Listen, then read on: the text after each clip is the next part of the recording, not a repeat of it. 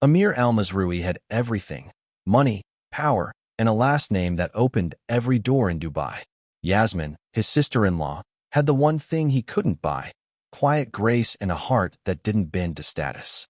When their affair ignited behind closed doors, it wasn't just scandal, it was a setup. Amir didn't just betray his brother.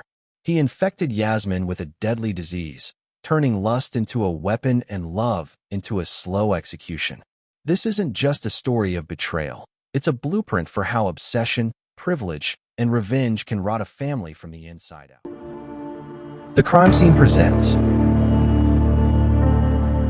a new page of crime, a new mystery, a new shock case. The Al-Mazroui family didn't just live in Dubai, they owned it. Their name was stamped on skyscrapers, luxury resorts, and half the beachfront properties lining the Gulf. Amir Al-Mazroui was the flashiest of the bunch. Young, rich, and reckless, he moved through the city like it was built for him. Custom suits, private jets, and a social media feed that looked like a billionaire's mood board.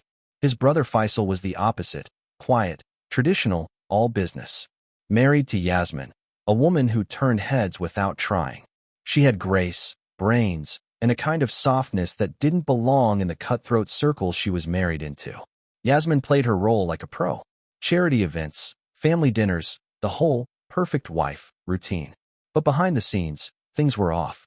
Faisal was distant, always buried in work. Their marriage felt more like a business merger than a love story. And Amir? He was always around. Too helpful, too charming. He'd show up unannounced, drop expensive gifts, linger a little too long at family gatherings. People noticed, but nobody said anything. Not in that family. Yasmin started slipping. Late-night walks turned into secret meetups. Her phone buzzed with messages she didn't want anyone to see. Amir knew exactly what he was doing. He wasn't just chasing her, he was baiting her. And Yasmin, tired of being ignored, started to bite. Their chemistry was undeniable. It wasn't just attraction, it was escape. Amir offered her attention, excitement, danger. She knew it was wrong, but it felt too good to stop. And Amir? He wasn't in it for love. He was in it for control, for the thrill of taking what wasn't his. The affair wasn't just reckless. It was the start of something twisted. Because Amir wasn't just breaking rules. He was setting the stage for a move that would shock everyone. Amir didn't just cross the line, he erased it. Once the affair with Yasmin kicked off, he went full throttle. No guilt, no hesitation. He treated it like a game, one he planned to win no matter the cost. Yasmin was vulnerable, stuck in a cold marriage, and Amir knew exactly how to exploit that. He fed her attention, luxury, and the kind of emotional rush she hadn't felt in years. But underneath the charm, Amir was calculating every move. This wasn't love, it was strategy. He started isolating her. Subtle stuff. Encouraging her to skip family events, planting seeds of doubt about Faisal, making her feel like he was the only one who truly saw her. Yasmin fell deeper, thinking she'd found something real. But Amir wasn't building a future, he was setting a trap. He kept her close, not out of affection, but control. Every gift, every compliment, every late-night rendezvous was part of a bigger plan. Amir had a twisted obsession with dominance.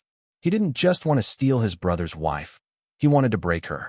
To prove he could take what wasn't his and leave no trace. He started tracking her movements, monitoring her health, even manipulating her schedule. Yasmin didn't notice the shift. She was too caught up in the fantasy, too blinded by the thrill. Behind the scenes, Amir was preparing for something darker. He stopped taking his medication, knowing full well what that meant. He made sure Yasmin was exposed, made sure she stayed close, made sure she trusted him. It was psychological warfare disguised as romance. And Yasmin? She was the casualty. The affair wasn't just reckless. It was the beginning of a slow, deliberate takedown. Amir wasn't just playing with fire. He was the arsonist. And Yasmin had no idea she was already burning. Amir's obsession had crossed into something sick, literally. He'd been diagnosed months earlier with a rare, aggressive viral disease. Contagious through close contact. Treatable if caught early, but deadly if ignored. Most people would have panicked, gone quiet, sought help. Amir? He saw it as leverage. A twisted tool to punish Yasmin for letting him in, then trying to pull away. He stopped treatment cold. No meds, no monitoring. Just silence. and he made sure Yasmin stayed close. She started feeling off. Nothing dramatic at first, just fatigue, headaches, a weird rash that wouldn't go away. She chalked it up to stress, maybe burnout. Amir played it cool, kept her close, made her feel safe. But behind the scenes, he was watching her unravel. He tracked her symptoms like a scientist, noting every shift, every decline. It wasn't love, it was control.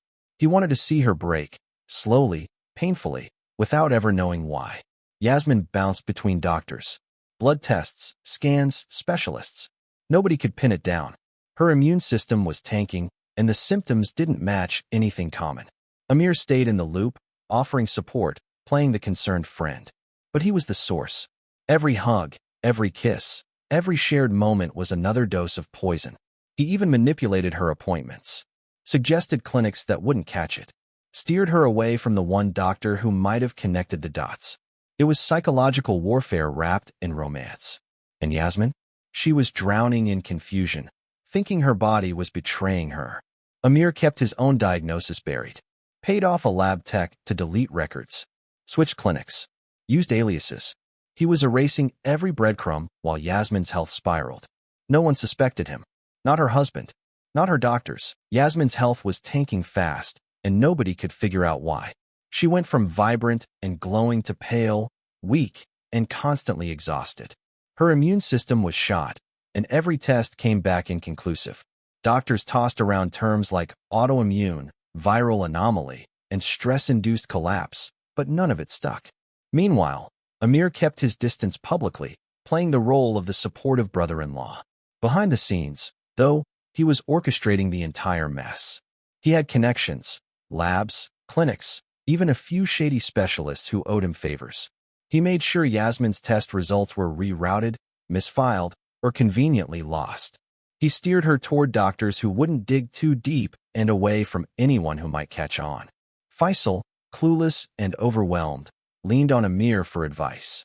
Amir fed him lies wrapped in concern, pushing the narrative that Yasmin was just burned out, maybe depressed, maybe hormonal. Anything but the truth. Amir even went as far as planting misinformation in her medical records. He had a lab tech on payroll who tweaked her files just enough to throw off any real diagnosis. Yasmin was spiraling, and Amir was watching it all unfold like a twisted puppet show. Every time she got worse, he felt more in control. It wasn't just about revenge anymore. It was about domination. Yasmin started questioning her own sanity. She felt like her body was betraying her, like she was cursed. She had no idea the curse was standing right beside her, smiling, offering to drive her to appointments. Amir was erasing every breadcrumb, every clue that could link her symptoms to him. He was covering his tracks with surgical precision. And the worst part? No one suspected a thing. Not her husband. Amir thought he had everything locked down. Medical records buried, digital trails wiped, and Yasmin spiraling with no clue. But the thing about secrets? They leak. It started with a routine blood test Amir had to take for a visa renewal.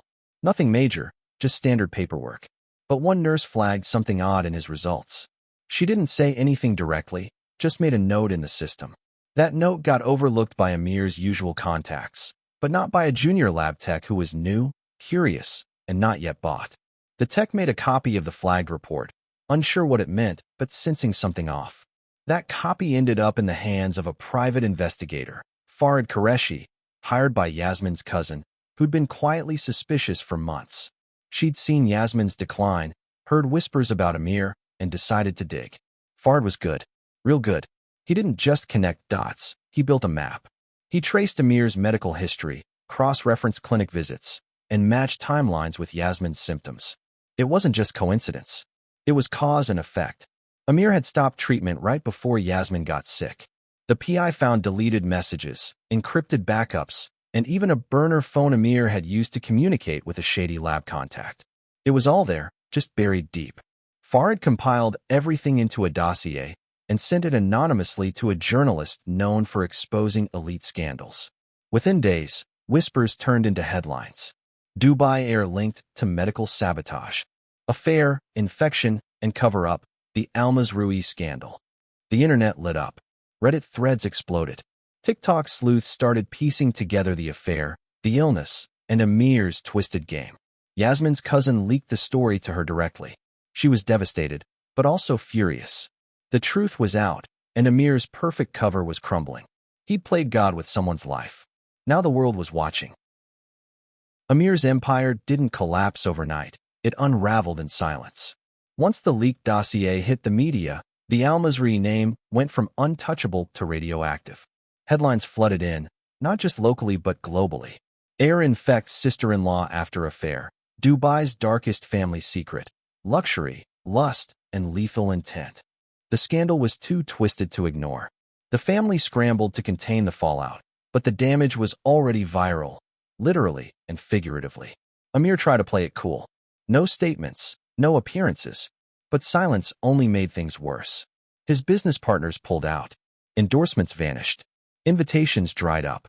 Even the elite circles he once ruled started ghosting him. He was toxic now. Faisal, blindsided and humiliated, filed for divorce and cut ties with his brother publicly. The family issued a vague statement about personal matters, but nobody was buying it. Yasmin, still recovering, became the face of the story. Her hospital photos leaked, and the internet rallied behind her. She wasn't just a victim. She was a symbol of betrayal, of survival, of how power can be weaponized in the most intimate ways. Her story hit every platform. Podcasts, YouTube breakdowns, TikTok threads dissecting every detail. People were obsessed. Amir tried to disappear. He shut down his socials, sold off assets, and left Dubai under the radar. But the internet doesn't forget. Every move was tracked, every rumor amplified. He was spotted in Montenegro, then in Cyprus, living under aliases, trying to outrun the truth. But the truth had legs. Authorities reopened the case, not just for the infection, but for fraud, conspiracy, and medical sabotage. The evidence was airtight. The motive? Twisted beyond belief. Amir went from heir to fugitive, and the family name would never recover. Yasmin didn't speak publicly. She didn't need to. Amir thought he could outrun the storm, but karma had GPS. After months off the grid, living under fake names and bouncing between luxury hideouts, he slipped. A leaked voicemail surfaced. Amir, drunk and rambling, confessing everything. The affair, the infection, the manipulation. It was raw, messy, and damning. The clip went viral in hours. News outlets picked it up, podcasts dissected every word, and TikTok turned it into a trending sound. The internet didn't just expose him, it dragged him. Authorities moved fast. Amir was tracked to a private villa in Montenegro, living like a ghost with a new identity and a stash of offshore cash. Extradition was messy, but the evidence was airtight. He was flown back to Dubai under heavy security, and the trial became a media circus. Every detail spilled out: his diagnosis, the affair, the medical sabotage. The courtroom was packed. The world watched as the golden boy of Dubai's elite was stripped down to a villain with a twisted playbook. Yasmin didn't show up. She was done playing victim. She'd rebuilt her life in London, launched a foundation for rare disease awareness, and dropped a memoir that hit bestseller lists in days. Her silence during the trial was louder than any testimony. She didn't need revenge, she had legacy. Amir was convicted on multiple counts: medical fraud, conspiracy, and reckless endangerment. His sentence was brutal, and his reputation was beyond repair. The Al-Mazroui name, once a symbol of power, was now a cautionary tale. The family went underground, scrubbing their presence from public view. But Yasmin? She became a symbol, not of scandal, but of survival. Her story wasn't just about betrayal. It was about reclaiming power. And Amir? He became a footnote. A reminder that no matter how rich or connected you are, the truth always cashes in.